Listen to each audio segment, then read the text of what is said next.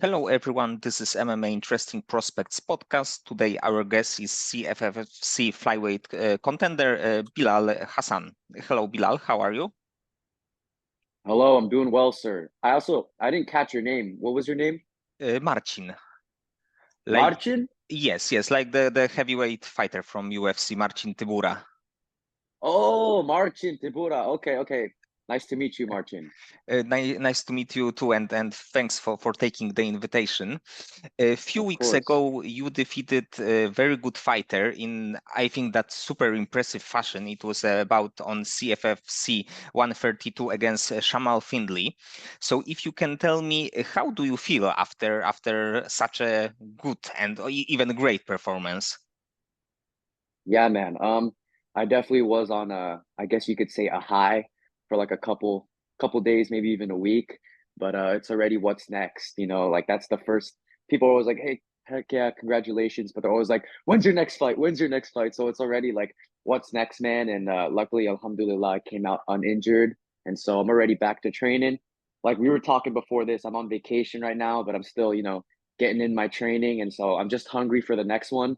But yeah, I'm super happy with my performance and how it played out. Came out uninjured, put on a performance, put on another highlight. That is 3 KOs in a row already for me. I'm undefeated, and yeah, man, my confidence is at an all-time high, and I'm just ready for the next one.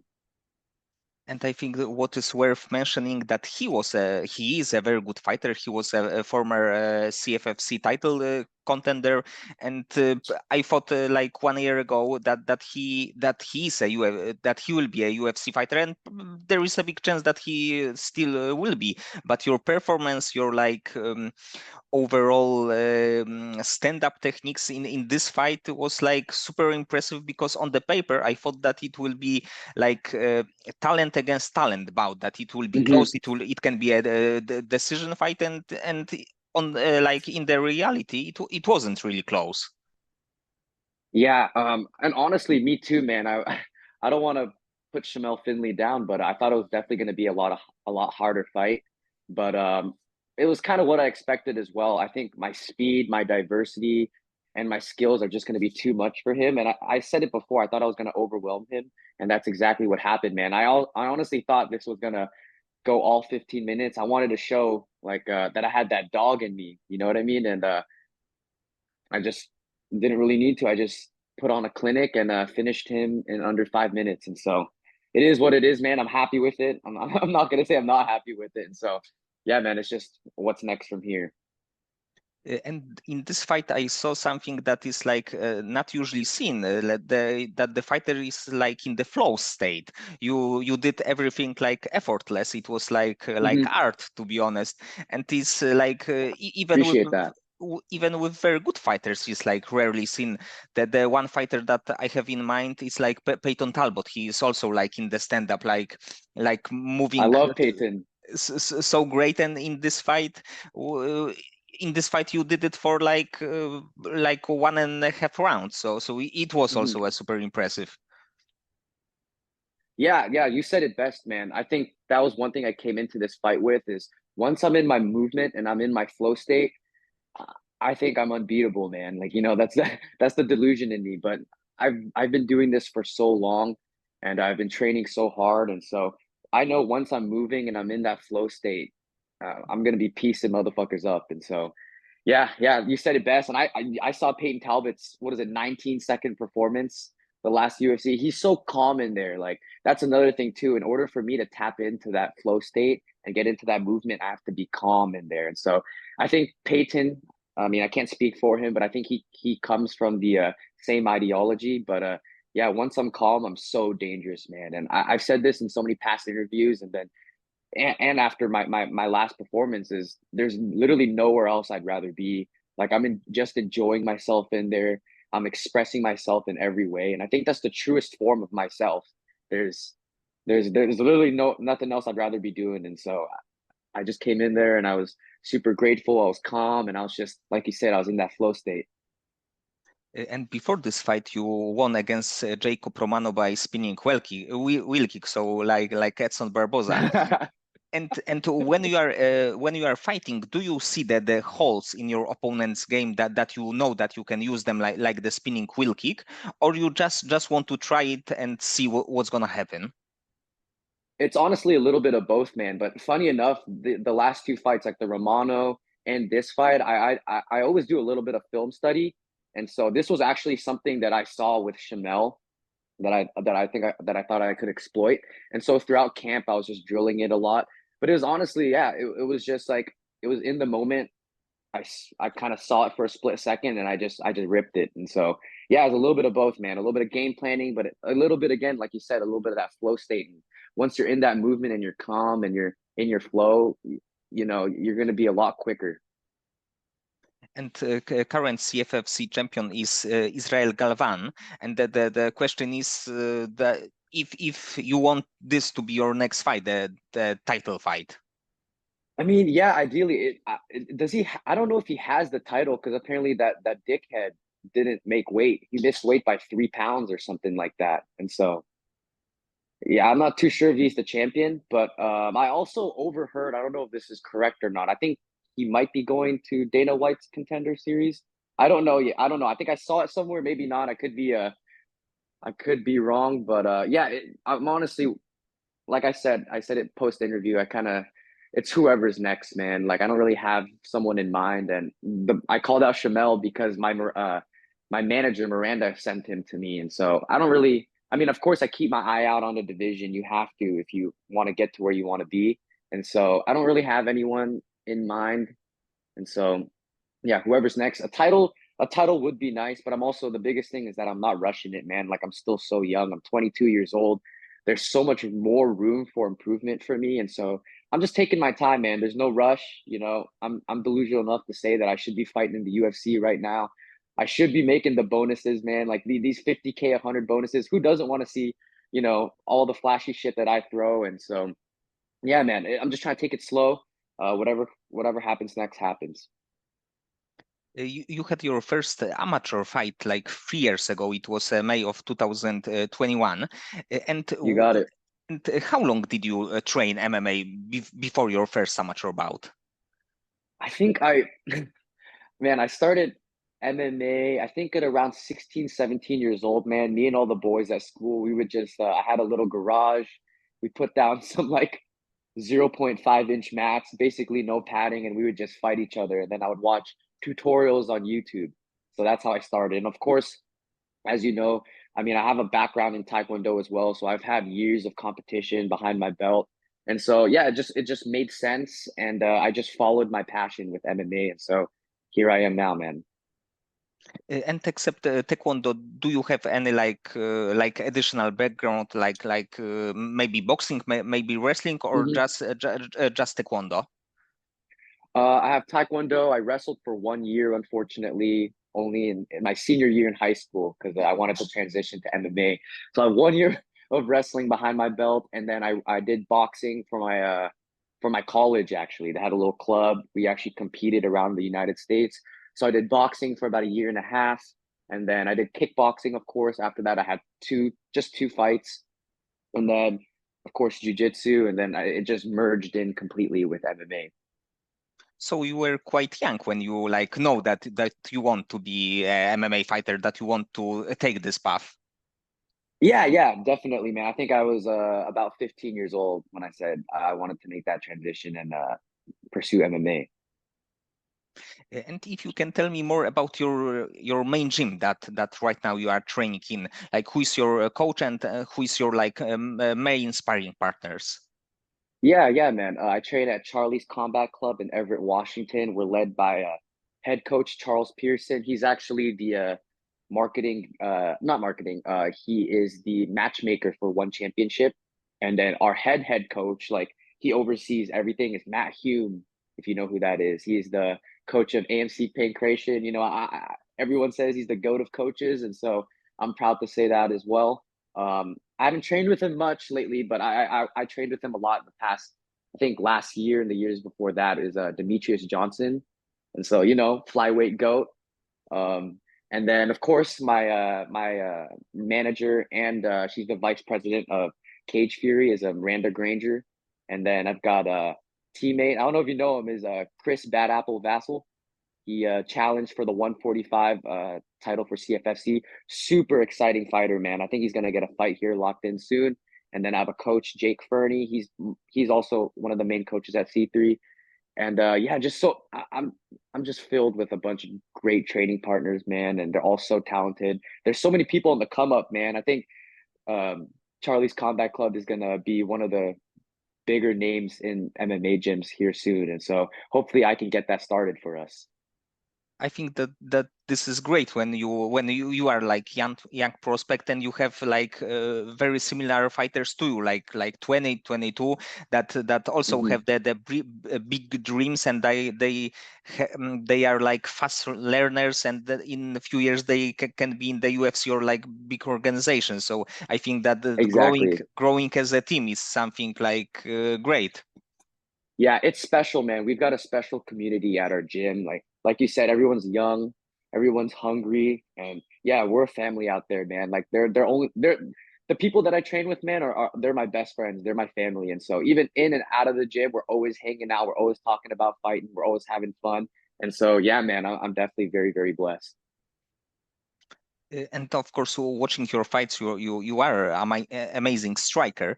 But how do you Appreciate that. feel? How do you feel in the like grappling apartment, especially in the tough positions, like being on your back, or like being put into the cage, like in the clinch situations? Yeah, thankfully my first and my I think fourth or third fight, I fought really good wrestlers. My first ever pro fight, I fought an undefeated. I think he was like a D1 wrestler, or he was a great New Jersey state wrestler, undefeated. And I went to his hometown in New Jersey, and literally the crowd hated me there, man. I walked out, everyone was booing. I was a huge underdog. I think it was plus 300, so I was almost set up to fail. And literally in the first 10 seconds, shout out to this guy. He's a great wrestler. Apparently, I actually met his coach the last fight. They said this guy's ragdolling a bunch of UFC fighters. That's how good his wrestling is. And so, yeah, he picked me up like Hamzat, bro. He walked me to the other side of the cage. He sat me down, but I just stayed calm. Once I hit the ground, I stayed calm. I used my anti-wrestling, used the cage to get back up. And that was a grueling fight, man. I think that was the fight that, I mean, not many people know about it, but I showed my, I let the dog out in that fight. It was just a grueling 15-minute fight. He would just keep me on the cage. I would overhook. I would lift his head up, and I would just elbow the shit out of him. Then every time we broke, I was striking him off. And then in the second round, I actually dropped him. And so it was that for 3 rounds. And so by the end of it, man, I was literally covered in his blood, just like that Jacob Romano fight. And so that fight gave me so much confidence in my anti wrestling with like a stud wrestler like that. And then when I fought Jacob Romano, actually, I didn't expect him to shoot. This guy's from Wonder Boy's gym, and he actually put me on my back. That's the first time I've ever been on my back in in my amateur career as well. And I just started, I closed up my guard. I did everything right, and I actually cut him with like a bunch of elbows. And so I'm so confident everywhere now, man. Striking on my back, on the cage, and so I'm just 10 times more dangerous. And what is also worth mentioning that even you have like actually five bouts, but the one was no contest, the Yeah, quick we one. don't talk about. Do you know about that one? Yes, yes, but They say the NC, but I call it the Nutcracker. Not yeah. not no contest, Nutcracker. Yes, yes, it can be called this way. But in all of your fights, you fought against tough fighters, because I don't remember your first opponent name, but he was a good fighter, and like Orlando Ortega or like Jacob Romano are also very Mhm. good fighters, especially at this point of your career, because it's not like your Yes. fifth or tenth fight; it was like first or third, second or first fight. So you fought against good fighters at this point of your career. Yeah, no, you said it best, man. I want the hard fights right now because, once you get into the UFC or where it may be, everyone's gonna be a monster. You know what I mean? And so I want the toughest fights right now. I want people to challenge me, and I want to have people that put me in positions that people are gonna want to put me in. Like you said, wrestling, all the grappling situations, and so yeah. I want my hard fights now. And when in the perfect world would you like to be in the UFC? Do you think that is it possible to be there in like next year? You know, like I said, I don't want to rush it. For the longest time, I said, yeah, by next year. But I think I'm 22 right now. I want 2 solid years of fights. I want to be 8-0, 9-0. I mean, hopefully even 10-0. But 8 or 9 would be perfect. And then we'll see. Maybe Dana White's Contender Series, or take a short notice fight. That's what my teammate Miranda did, and put a statement and put my mark on this world. And right now, of course, in the UFC too, but even on the regionals, in the flyweight divisions are like super deep. There are a lot of great promotions like Fury, like Yes. Cage Fury, A1 Combat, Anthony Pettis Fighting Championship, LFA. Of course, there are so many good organizations, and because of that, there are really good, many good like prospects in the flyweight division. Mm-hmm. So probably in the next fight, you still will be fighting against like very good, like very talented fighter with also big dreams. Agreed, man. I don't know if you keep up with the flyweight division, even in the UFC much. Like, there's so many, like, 22, 24-year-olds that are just undefeated animals. Like, all the Japanese kids that I've been watching. And, dude, they're like, I think the flyweight division is the most talented and I think the toughest division. And so, yeah, man, I've got my hands full. And so, like I said, I need the experience now. And so I can't rush it as well, man. Like, these guys are monsters. And so, I just got to keep doing what I'm doing, stay on the path, and yeah, just keep my head on straight. Yes, there are so many great fighters, but because of this, it will be like probably not doable to beat Demetrius record when we talk about title defenses, because what he did for so many years was something unbelievable, and it's probably not possible to beat it right now. Yeah, no, you said it best, man. I think Demetrius Johnson is the greatest of all time, man. And I'm not even saying that from a biased standpoint. Training with him, he definitely opened my eyes to the levels of this game. And so, but I also got to realize, like you said, man, no one can really come close to touching his record and what he's done in this world and in the sport of mixed martial arts. And so, yeah, definitely, just gotta take it slow, man. Gotta take it slow. And would you be interested in going to before the UFC, going to other promotion like PFL, like doesn't have a flyweight division, but maybe one, maybe Rising, the promotions from Asia? I'm gonna yeah, I just gotta be straight up with this. No. The UFC, they're smart, they're a business, and if they see me kind of, playing around, going to other promotions that, at the end of the day they're competitors with, uh then they're more likely not to really accept me. And so I think I really, really like CFFC. I love their promotion, and I definitely want to stay with them and even represent them once I make it into the UFC. And so I'll probably stay with CFFC, man.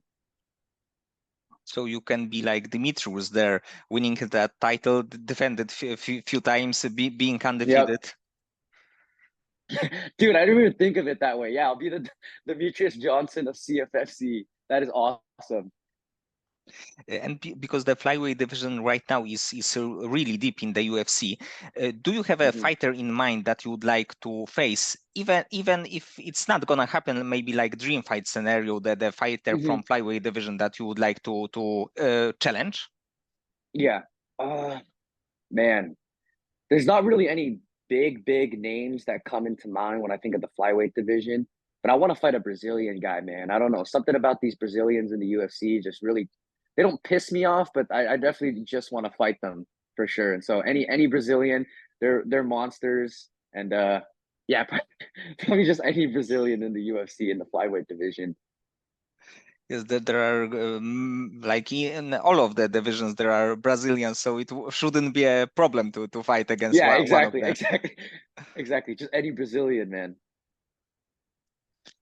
And do you overall are you overall a like UFC fan, like the from like watching perspective, that you want when you know that there is a big fight, you like to watch the fight on Saturday night?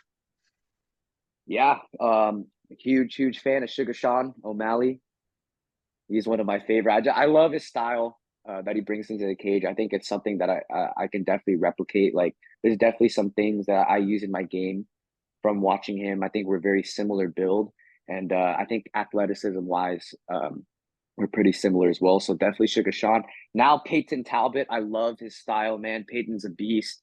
Um, I mean, I sound like a casual saying this, but McGregor, whenever he fights again, um, yeah, I'm honestly just a huge fan of the sport, but yeah, probably those three, man, as of right now. More on the lighter side of the divisions because I'm a flyweight. I'm the lightest division there, and so yeah, any one of those guys.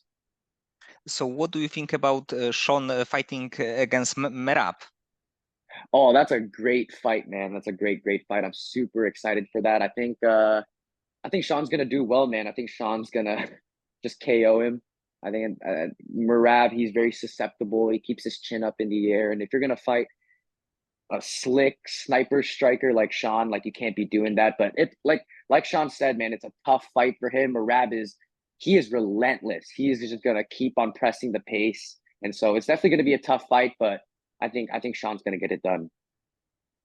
And Sean is one of the fighters that few years ago, like not many people like see a potential in him. That they saw a colorful head, the tattoos, the like Snoop Dogg situation, Mm-hmm. and he even at that moment, like 4 or 5 years ago, he was a very good fighter. And now when he defeated like Aljamain, it was a really big fight, especially that Sterling like defended the title few times. So Mm-hmm. bout against Merab should be really interesting one because there for both fighters there are a lot of like problems to deal with. Yeah, no, exactly. You said it right, man. He's been saying for so long that he's so skilled, and I definitely saw it when I first actually watched him. That this guy, his striking is on a different level. He has a different understanding of striking, and so I definitely saw that when I first started watching him, and I've kept my eye on his career ever since. And for you, what is the best thing, one best thing about being a pro MMA fighter? One of the best things, man. There's so many things, man. Like I said this before this, I love the sport of MMA, and I'm obsessed with every little bit that comes with it. From the marketing aspect, marketing aspect, the business aspect, to fighting. I'm so obsessed with it, man. And so there's literally nothing that I could complain about, other than the pay as of right now as a lower level pro. But I'm not complaining, man. I would literally do this shit for free. Like literally after my last fight, I forgot that I was even getting paid for it. I forgot to grab the check, and so there's literally nothing else I would rather be doing on this earth, and I'm just beyond grateful. And so, yeah, there's too many things, man. If you wanted to hear all the things, we would be on this call for like at least an hour. It would be a whole list like from the like notebook or something like Whole this. list, whole list, man. Yeah, exactly. And about like stress and nerves before the fights, how do you deal with the situation, with the pressure, the like feeling that you will be fighting against, like even the last one against a very good fighter? Yeah. I definitely get so nervous, man. I feel all the nerves. Like even leading, I mean, to every fight, I'm always so nervous, but that I use that to the best of my ability, man. I use that as motivation, as positive fuel. And so, especially for my last fight, man, I this is the first time calling someone out. I wrote a diss track about the guy. We were going back and forth. There's more eyes on me. There's a lot of pressure on me, but I literally use that in the best way possible, man. I literally shine under the lights when all the eyes are on me and all the pressure is on me. And so I've said this for my last fight. People say you rise to the occasion. I'm gonna rise above the occasion. I'm going to put it on, and when all the pressure's on me, I'm gonna perform. And so yeah, I feel all the emotions, man, all the above. But it's who's gonna rise to the occasion? Who's going to rise above the occasion. And so, yeah, man, I definitely feel all of it, but I love it, man. There's no drug comparable to that, man. It's so addicting. I'm addicted to it. But actually, it's true that the higher level opponent that you have, the better performances, which is like a quite rare thing, because usually like you can beat a weaker fighter with less skill, and with the toughers you can have problems. But with you, Mhm. you beat better fighters with like better results. Yeah, exactly, man. And I think I can also contribute that to my my background in Taekwondo. Like the biggest thing, like of course it's taught me athleticism, my kicks and all that, but it's taught me to compete. I think I think that's the biggest attribute that it's given me. And yeah, I literally rise above the occasion. And yeah, I just love what I do, man. And so I'm grateful. And outside of fighting, do you have the thing, the hobby that you can take your head out of the sport, out of MMA game? Do you have this one thing or more? Dude, that's actually such a great question. That's actually something that I struggle with the most is turning this brain off. My brain is fighting 24/7, everything that revolves fighting. Like that comes from like social media, all the above, man. Like working my combos, what I learned in training. And so I literally have to shut this off. The best thing that I can do, man, is just watch Netflix. That's really it. Watch Netflix, Amazon Prime. Like I can't play video games or anything like that because my mind is working so hard, 24/7. And so I literally have to shut it off. And yeah, I'm a pretty boring guy if you if you hear it that way, man. I'm just fighting, training, making content out of it, and then yeah, Netflix. And also, I have a few questions outside of MMA. If you can Mhm. learn one skill, but not MMA related, not combat sport related, what kind of skill would you like to learn? Ooh, that's a great question, man. I think it would be great skill. I want to learn dancing. I want to learn how to dance better. Yeah, definitely. I've got a couple moves, but I want to get the whole Billie Jean, Michael Jackson choreography down. I used to be actually be able to do it when I was like 8, but now I want to learn the whole thing. So hopefully after I highlight knockout reel the next guy, I can do the whole Michael Jackson Billie Jean sequence. And like dancing can be also like tiring, like cardio training. Ah, dang it. That is true. Yeah, I gotta relax the body. So maybe not dancing, but maybe singing, man. Singing will be the next thing. I love music, and so I definitely want to become good on the mic. And if you have a chance to live in other country for let's say 1 or 2 years, what country would you choose? Uh Man, I'm gonna have to bring it back to my roots. Probably Indonesia. My parents are both from Indonesia, but I was born in Hawaii. I've been back before, but now that I'm an up and coming fighter and I'm putting Indonesia on the map, I definitely want to go back and be immersed in the culture again. And so, yeah, hopefully Indonesia. It would be Indonesia. And the last one, if you can share like one dream, but outside of fighting, it can be a dream. It can be also the goal that you would like to Uh-huh. achieve in your life. Ooh, that's a great question again, man. I I've loved martial arts ever since I was young, and one of the things that got me into it was Karate Kid. And so I want to be in like a martial arts movie one day, even if it's just as a stunt man. But I could see myself being in a martial arts movie one day. Yes, so maybe even when you are a fighter, maybe not after career, but even in few years, it can be Hey, like maybe doable. yeah, maybe Roadhouse 3, Yeah. Indonesia edition. Yes, as the like main character. Yeah, there you go, there you go. That'd be sick. I could do it. I could be like Connor walking around, butt naked. If you've seen that movie.